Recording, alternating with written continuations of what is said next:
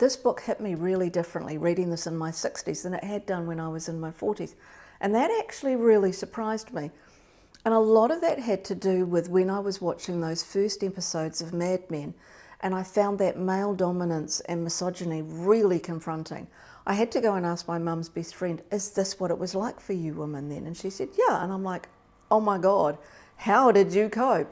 And so this book carries some of that same energy, and it was an interesting read as a result of that. I'm rereading my own personal library and deciding which books I'm going to keep and which ones I'm going to let go.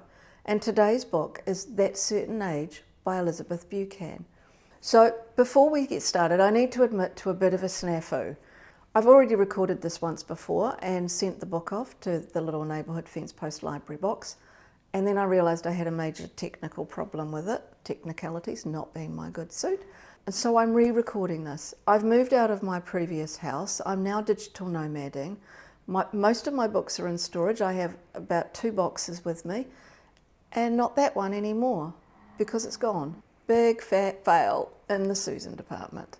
Oh well, and now back to our regularly scheduled programming. This story follows the lives of 2 women, Barbara in 1959 and Sienna in 2004. Now Barbara married young. She's been married for 24 years. She's an accomplished mother and housewife, and on the surface of it all looks like she's got the most wonderful life. But one day she meets a psychology student who introduces her to a new way of thinking about her life. Sienna, on the other hand, is on her second marriage by now and really determined not to make the same mistakes she made last time. She's a fashion stylist and on the brink of TV success and is writing a book.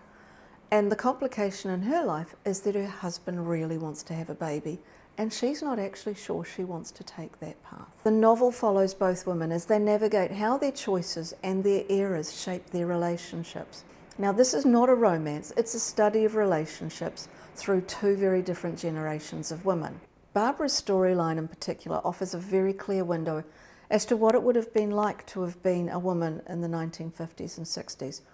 From having no financial independence to men not even inquiring about a woman's inner world and not even thinking that that was a thing to even consider. Alongside that, Sienna's more modern story highlights that some of those tensions haven't entirely disappeared, particularly around career and motherhood, and who ultimately carries the greater sacrifice, especially when the husband is quietly pushing to have his own way. And reading it now, it really struck me.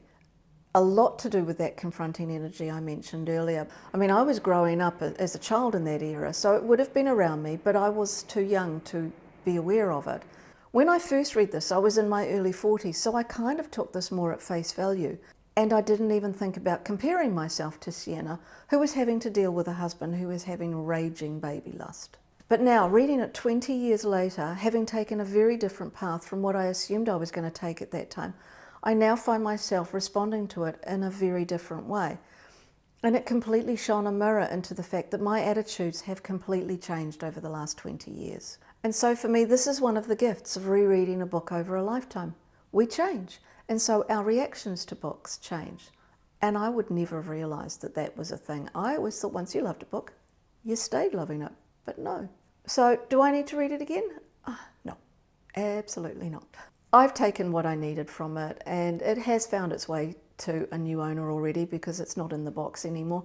And hopefully that new reader has picked it up at the right time for their own journey. Now, have you read this? I'd be really interested, if you've read it with a large gap like I've done, how you found it the second time around.